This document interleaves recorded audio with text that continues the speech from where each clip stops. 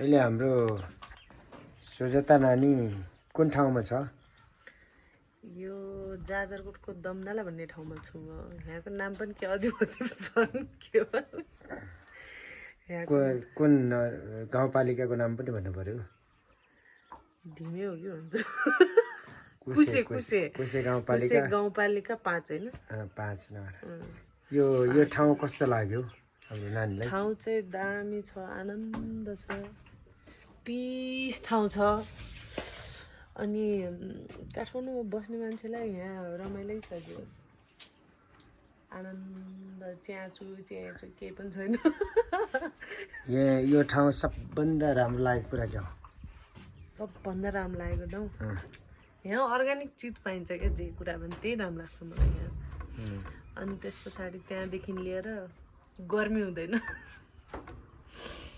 गर्मी भन्ने चिज पनि आउँदैन कि क्या हो। वातावरण राम्रो लाग्यो। सब पुरा अर्ग्यानिक पाइन्छ। अर्ग्यानिक पनि देखाउँ कि त, उ त्यहाँ छ त, म देखाउँछु है आज। यस्तो खतरा च्याउ किनेर खानुपर्छ, यहाँ जङ्गलमा पाइन्छ। चप्पल पनि किने यस्तो छ कि यस्तो लगिदिन्छ।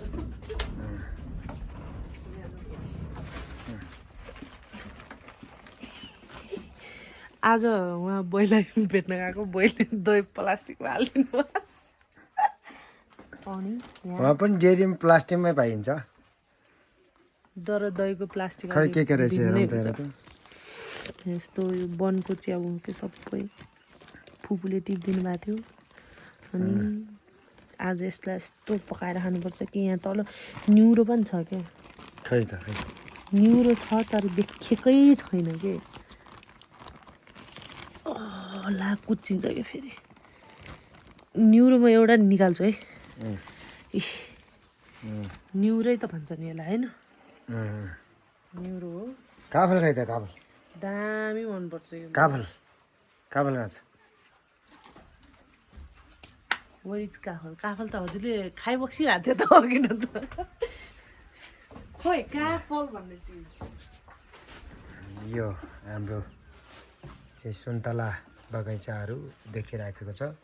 यो जति पनि देखिराखेको छ सबै सुन्तला बगैँचाहरू। यहाँ काफल हेर्नु त अङ्कल,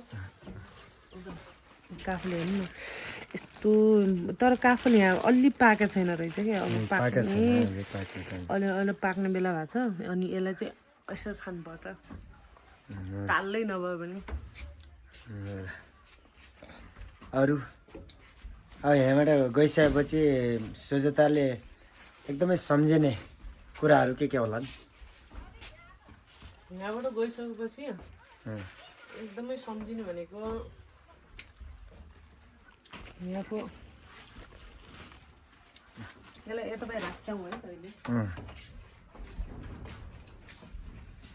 यता पनि फर्क्यौँ न।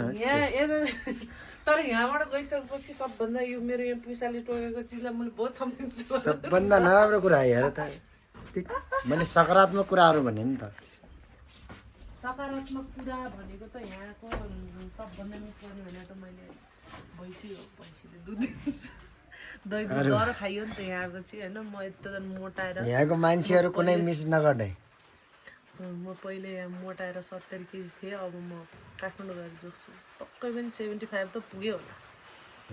यहाँका मान्छे त बहुत मिस गर्छु। यहाँका मान्छेले मान्छे भन्छन्, कहाँ मान्छे भन्छन्? मान्छे भन्छन्। लेख्ने बेला पनि मान्छे लेख्छन् यहाँको मान्छेहरूले। होइन बोय, पानी पर्यो त के धोएर सुकाउनु माथि क्या? सुक्या त छैन होला त्यसमा।